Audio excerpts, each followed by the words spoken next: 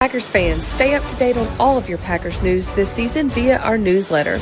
You can sign up for the PackersNews.com and more Journal Sentinel newsletters by clicking on the link in the brief field of this video.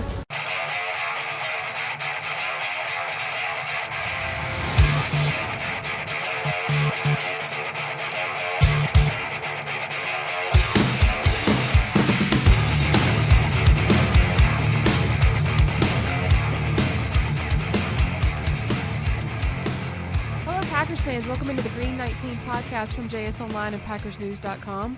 A little bit of an adjudicated Green 19 podcast today. I'm joined as always by Tom Silverstein and Ryan Wood here at Lambeau Field, where the Packers have finished up 2 days of joint practices with the New England Patriots ahead of their game Saturday night, which will be the second preseason game. And guys, a lot to talk about just out of these two practices. You know, I felt like after Cincinnati, they had one joint practice. There wasn't a ton to talk about, maybe other than Jordan Love. I feel like we've got several things here, but we are going to kind of touch a little bit on all of them. Spoon, let me just start with you. Before we get into anything specific, it felt like to me, you come away from these 2 days, Packers, quote-unquote, won Wednesday, Patriots won Thursday. What sort of sense did you get from these 2 days with these two joint practices? Yeah, I don't know. I spent watching the offense the first day and the defense the second day.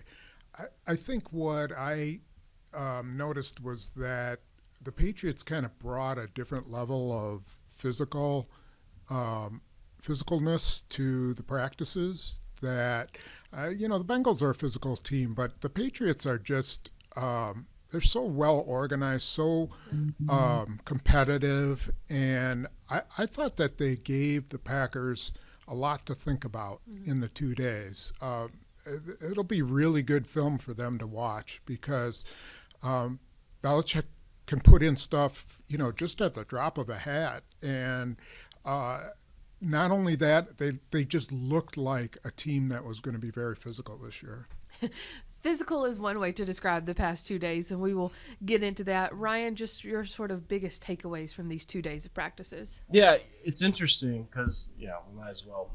There was a lot of fights today. It was day 2 of a joint practice, and it struck me, there's so much attention and focus on the Packers entering this new era, right, with Jordan Love. And I know Elton Jenkins spoke a lot with Tom Silverstein about wanting to make sure they're not pushovers and that they're not soft, and they might not have Aaron Rodgers, but they're going forward.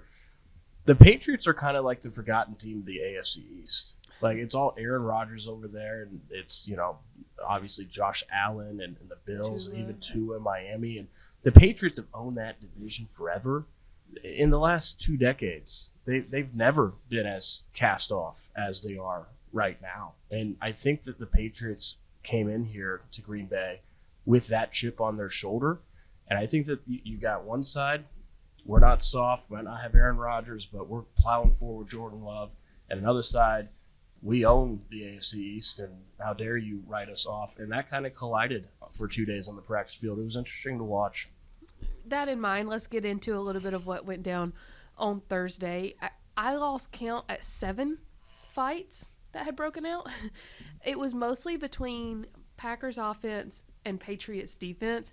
I'll be honest, if I'd put money on it, I would have thought that would have been vice versa. Packers defense, Patriots offense. I was with the defense, and I only saw one minor skirmish. There was nothing else. They were not minor on the other end of the field, to say the least. When Aaron Jones is getting in the middle of one, that's when you know it's gotten out of hand, because he's usually the first guy to calm everyone down. I asked him about it afterwards, and he's like, yeah, I ended up getting in the middle of one of them. Like, I just kind of had to get in there. But what did he say about that? He told you something about that was kind of interesting. He said, and I can't necessarily use his exact words, but he said, we want to let everyone know that we are F-withable, meaning you can't just punch us in the mouth anymore.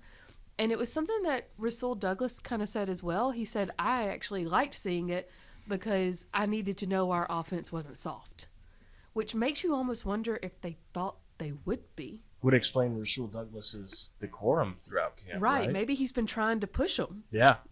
Very intentional. And I think the most interesting thing, and guys, I know both of y'all talked to guys about this too, so I want to hear what you heard. But both Rasul Douglas and Christian Watson said that the catalyst they thought was that on Wednesday they were told before practice, this is a two-hand thud, no tackling.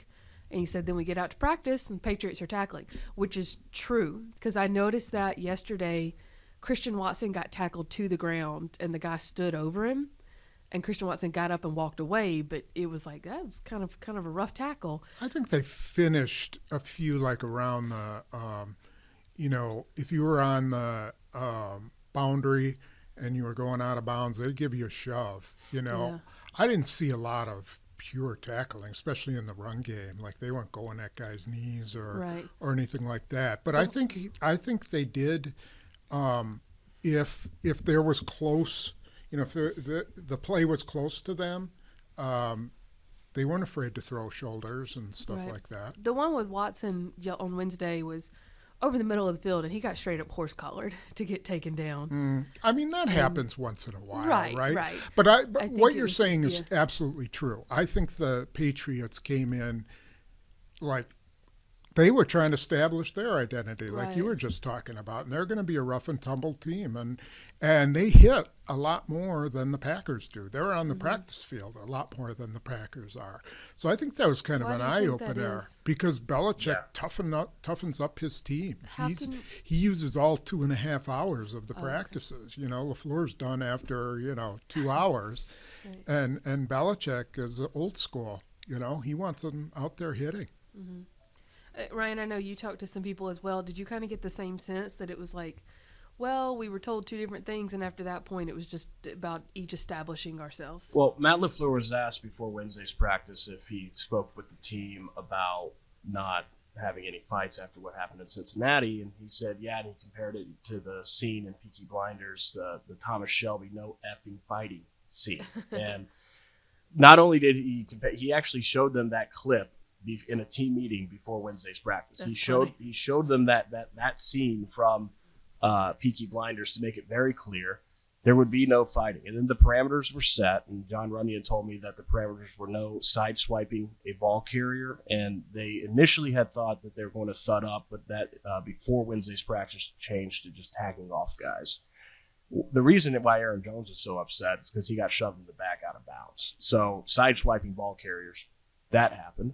And as John Runyon told me, the parameters that were set eventually just weren't followed at all. And he said both sides were crossing lines. Like we just weren't following those parameters. But I thought what Matthew Judon of the Patriots said was pretty interesting. He said, nobody's out here. We're not professional fighters, professional boxers. We're trying to get better at football. We know that if the stuff that was going on the field, especially today in Thursday's practice, if that's going on in a game, everyone's getting kicked out. Mm-hmm. They ended up having to throw out a Patriots player, but everyone's getting kicked out. They're going to be down to 17 players on the field because that's kind of how it got today. I mean, at one point, Tucker Kraft got absolutely rocked by a cold tackle by a Patriots linebacker. I'm not going to try to pronounce his name, but it was number 30. And he stood over Kraft on the sideline afterward while Kraft is down.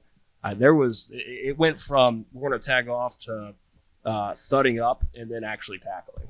Yeah, quick, fast, and in a hurry. The Patriots guy that was thrown out, which is actually kind of surprising that with all that went on, only one player ended up getting thrown out of practice. It was Anthony Jennings. Sorry. Belichick went over there and pulled him out and said, "You've been in the middle of too many of these already today." Yeah, and Belichick was yelling at his guys to one to stop talking and two to calm down. But let's be a little bit, I think it was no one's fault, and I think that it was a good lesson for the Packers. Yeah. This is a team that, they play. They come to play, and they come, and you better bring your lunch pail, when they do. And they kind of pussyfooted around on the first day. And a Patriots person told someone I know that he predicted there would be fights because on the second day because he watched the film of the first day and the Patriots were so much more physical. Mm-hmm. He's like, well, the Packers aren't going to stand for this, so now they're going to come out.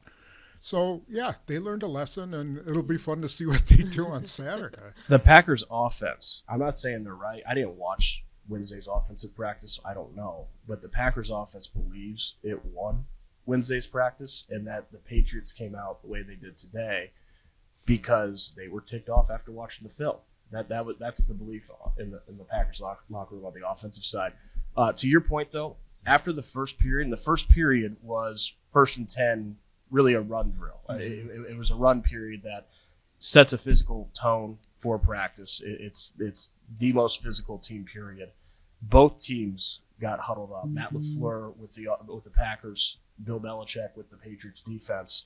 Both teams got huddled up and said, knock it off after that first period. I mean, they didn't. They had to cut a special teams period 3 minutes short because they weren't knocking it off, but that was how it went today. I think it's a little bit of both, and we can move on after this, but I think it's a little bit of both of what y'all were saying about Patriots went back and watched the film, because I would say Packers offense won yesterday and wanted to come out a little bit tougher, but also, to your point, I said not tougher, not tough, yeah, sorry. I didn't mean but that and you're fine, but that Patriots defense feels like they lost yesterday and wanted to come out Thursday and rectify that. But I think it's also with what Spoon was saying, because a couple of different guys mentioned that going back and watching the film Wednesday night, they realized, holy crap, they were like tackling us yesterday and felt some way about it and wanted to come out today and make sure they knew we're not going to get back down, because I think there's something to the narrative that how this team has reacted in the past when they've gotten quote unquote punched in the mouth. And so maybe there was a feeling of wanting to make sure that was established well and good today. Yeah. And it'll make it for an interesting Saturday, which is something we heard a bunch of guys say today at different points. Like, can't wait for Saturday. Gosh, Jarrell Peppers was cracking me and Spoon up the whole time. He was. Man, is he a talker. Yeah, he is. I was talking to Elton Jenkins after the media throng went away about it. And as the way that we're situated on the practice field, we are directly behind the Patriots sideline. And the Packers sidelines on the other side. So we couldn't hear anything about what the Packers were saying on their sideline, but we heard everything about what the Patriots said on theirs, and specifically Jabril Peppers. I told him, yeah, man, Jabril Peppers was he was talking a lot. He's like, oh, I'm sure he was talking a lot on the sideline. He was talking a lot on the field too. So that guy's a fiery safety. Jair Alexander was talking a lot, a lot. He kind of got it started on that sideline. Because he was on the, he lines up on the Patriots side. Yeah. So him and Peppers were going at it for quite a bit. And in fact, Belichick finally was like, came over there and they're like, everybody move back and shut up. He was like, just stop. Another one of their coaches was like, stop talking. I told him, don't talk when you're on the sideline. We're not allowed to quote players with what we hear at practice unless they tell it to us afterwards. So I just have a note going on my phone of all the things Jabril Peppers said today that I wished I could have reported. Yeah. But that being said, if they tell it to us after practice, we can. I went and asked Jair Alexander, like, what were you yelling at Peppers that got him so fired up? He said, I told him he was only good in college. I was like, that would probably get him fired up. I did find it really, they shut Jair Alexander up big time because he was really jawing, and then they hit that 40-yard pass on Rasul Douglas, and then all of a sudden it was like, oh, okay, that's... Here's what I wonder, because Josh Myers made a good point when I was talking to him, because I honestly, I can't remember a more chaotic practice in terms of how frequent the skirmishes were than today. It was 4 and 9 plays at one point. It was they couldn't get a rep off. It was unbelievable. So I asked him about that, and he said it was kind of like last year's New Orleans. They had a 2-day joint practice last year. First day was pretty ho-hum. Everyone played nice, held hands. And then all hell kind of broke loose that second day. So it's it's same thing. The first day, Wednesday, Patriots and Packers played nice, and today they did not. I wonder if 2 days of joint practice is just 1 day too much. I mean, you limit it to the 1 day. You have a little bit of fiery stuff, but you don't have it bleed over into the next day. Well, nobody got hurt, and they finished the practice. It wasn't like they couldn't finish. There have been practices where they couldn't finish because the fights were so bad. So I think this was kind of just a typical, 2-day kind of thing. And so as long as the guys don't get hurt and as long as they can finish, I think the coaches are okay with it. It felt to me on the offense side, especially that run period drill, the 1st and 10 drill, it felt to me like it was not going to take much for practice to spiral completely out of control. I've never seen it where you can't get a rep off and you've got guys' helmets popping off. You've got every single rep. It's something. So, I mean, they're fortunate that, they got through a 2-hour and 13-minute practice and they had 2 days. But it definitely felt to me like it was teetering on that line a little bit. If the fights weren't going to end practice early, then the rain certainly wasn't. A little squall just kind of came up out of nowhere during Thursday's practice. And Spoon, you made an interesting point. When the Packers offense, the first team, was running the 2-minute drill, they sort of got down to about, not into the red zone, but they stalled. And there were a couple of balls into the end zone that I remember asking you, like, would you classify those as drops? You were like, well, the rain might have something to do with it too. So do you put that caveat on what the Packers offense did in the 2-minute drill, or do you still look at it and go, okay, well, they didn't score, they didn't get anything on the board? Well, he threw an interception on the first one, which was just terrible. It was a terrible interception. I don't know who he was throwing to. Torre. Would he overthrow it? Or No, what? he underthrew it. It was a right corner to the sideline, and he badly underthrew Yeah, it. Okay. It was Torre. Yes, I saw that. Badly Okay, underthrew so it. that was pathetic. Then he comes back and he threw a really nice ball to DeGuara in the corner of the end zone.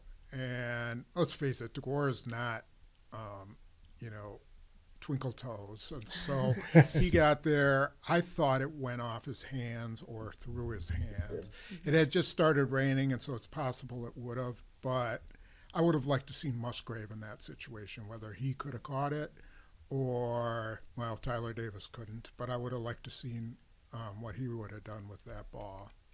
He had to go up for it, right?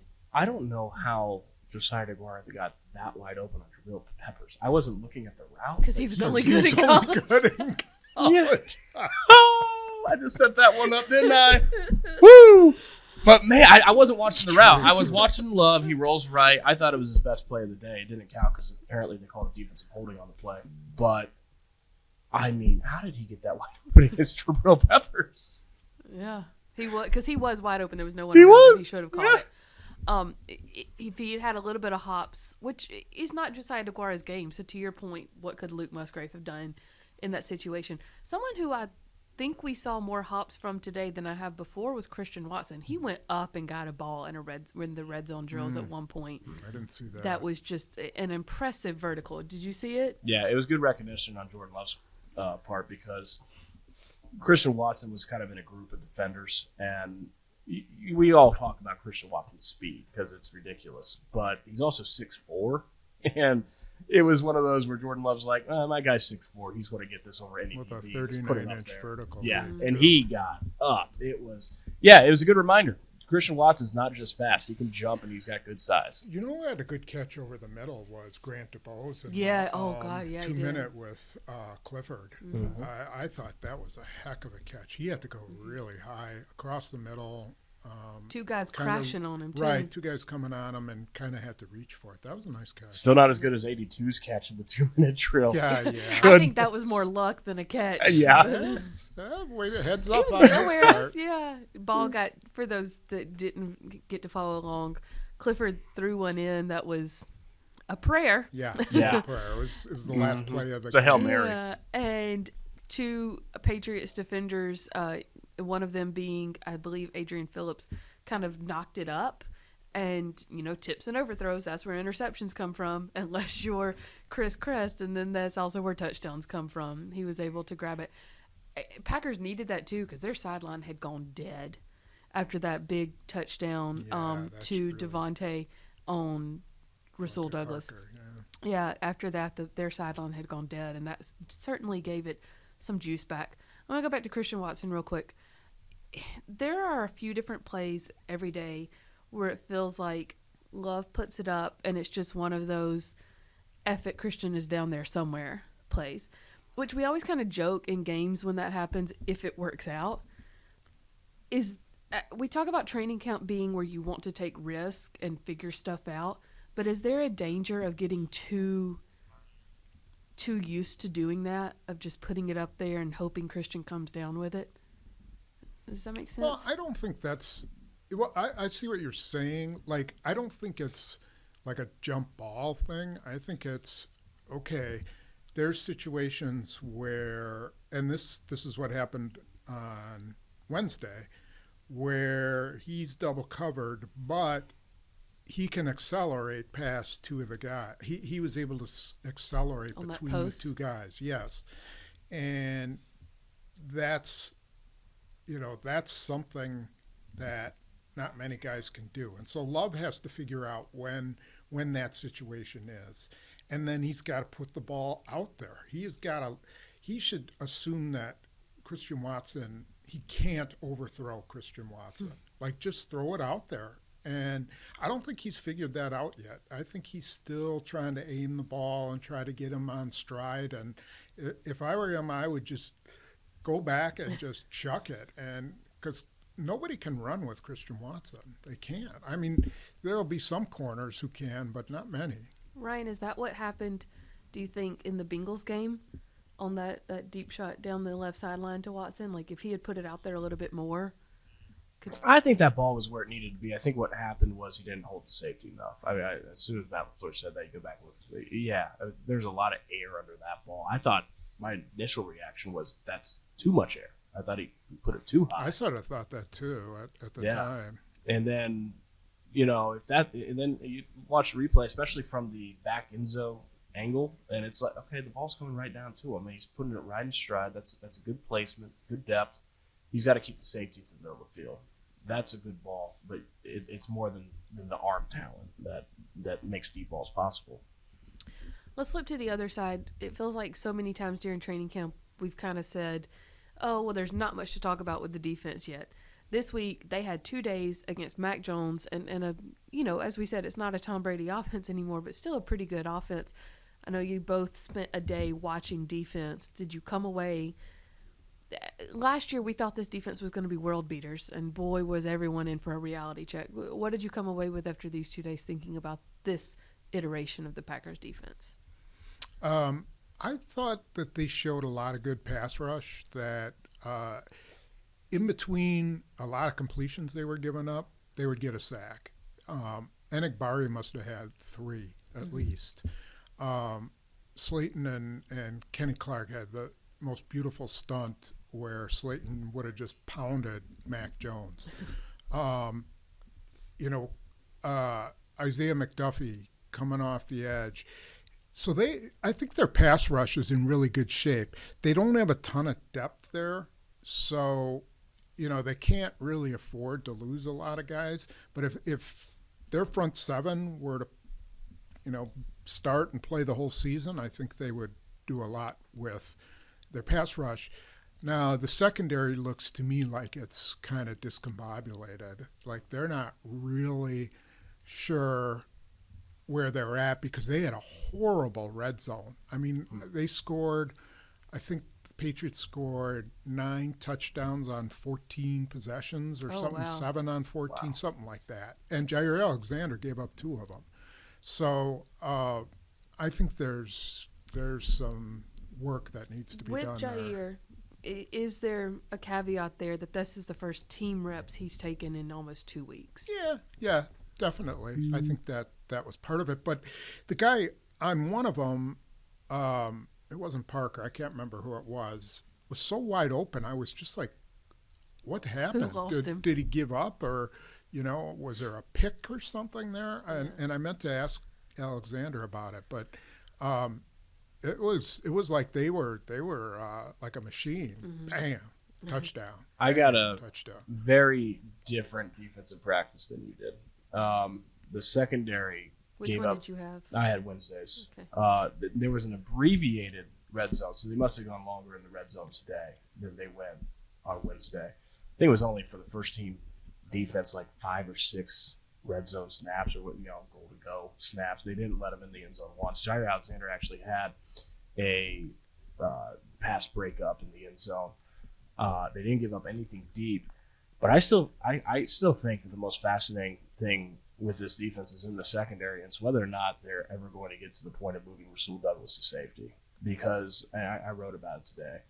When you rotate 3 different safeties alongside Darnell Savage in the first 3 weeks of camp, it means you don't have a starting safety. I think they wanted Jonathan Owens to show out in Cincinnati because he had a good week of practice last week, and the opposite happened. Tarvarius Moore had a good preseason game. Jonathan Owens did not, and so was Tarvarius Moore still the safety? No, Jonathan Owens was Jonathan Owens again.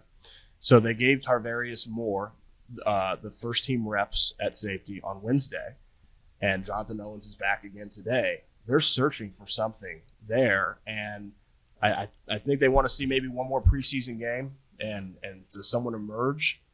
But if someone doesn't emerge Saturday night, you start to wonder if Darnell Savage or if Rasul Douglas moving to safety alongside Darnell Savage is going to become more of a possibility because they've got a logjam at corner. Carrington Valentine had a really good practice in Wednesday's practice. I don't know how he did today, but he had a really good practice. They tested him deep with Devontae Parker and nothing. Sticky coverage. It was stop and go. Sticky coverage the entire way. Mac Jones' pass had no chance of a completion. And for a 7th-round rookie to be able to go up against a guy who's a vet in this league, over 5,000 career receptions, almost 30 touchdowns, Devontae Parker's played a lot of football and not be phased. It's a good look. Eric Stokes is going to come off of PUP at some point. We'll see how he plays. It's possible, if Eric Stokes plays like he did last year, maybe Carrington Valentine just leapfrogs him on the depth chart. But if he plays like he did as a rookie, you got 2 corners there that can play snaps, and Rasul Douglas is blocking them, and you don't have a safety next to Darnell Savage. I'm very interested to see if that becomes a possibility.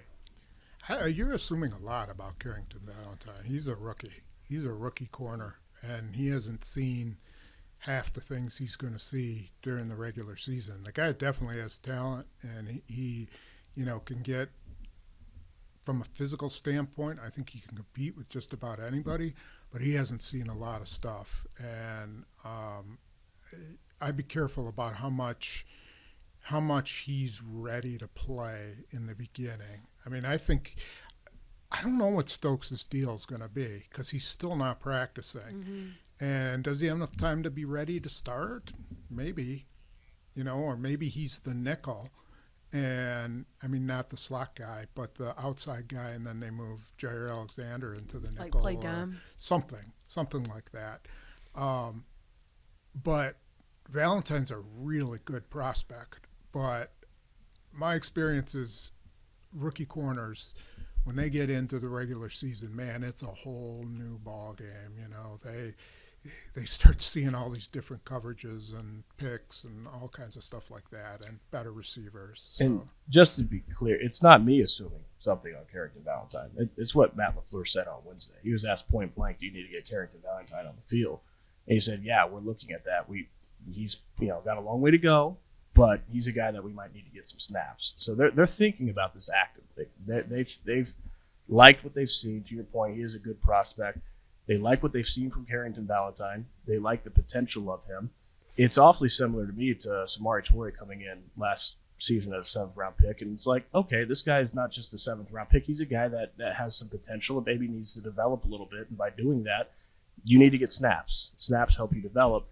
Samori Toure didn't get snaps last year. He got 112 snaps as a rookie, and now he's 4th receiver in the depth chart. Carrington Valentine could sure use some snaps in a season that's pretty developmental across the board, but he's not going to get those right now. It's a logjam at corner, so that's kind of what they're banging about. I think when they look at Carrington Valentine, how do you get him on the field to get him the developmental snaps? I think it's a lot different though getting someone snaps at receiver than it is at corner. But to your point, they'll probably have to figure out a way to get him out there. I think a factor in all of this, though, and I want y'all's opinion on how much a coach could override this. I asked Rasul the other day, why do you think there's such a narrative around wanting you to be a safety? And he said, I think it's because I can catch, or I can, I'm good at takeaways. And when you have somebody that's good at takeaways, people want them to be at center, or people want them to be at safety to like patrol center field. And I said, but do you want to be there? Rasul Douglas doesn't want to play safety. And I mean, can a coach just override that and be like, well, you're doing it or you're not playing at all? But I mean, also when you've already paid this guy a lot of money, shouldn't he have some sort of say? I don't know. Let me get your opinion. Well, it's also because he's 6'2", 209.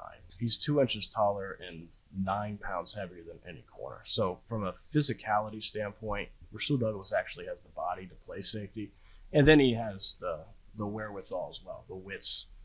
He had a play in Wednesday's practice. It was identical to his interception of Tua Tagovailoa Tua in Miami that sealed the Christmas Day win, where he had Ramondre Stevenson in the right flat, peeled off on a Mac Jones pass to Hunter Henry on a deep corner, same as Tua's pass. And you didn't pick it, but he was able to cover 2 places at once.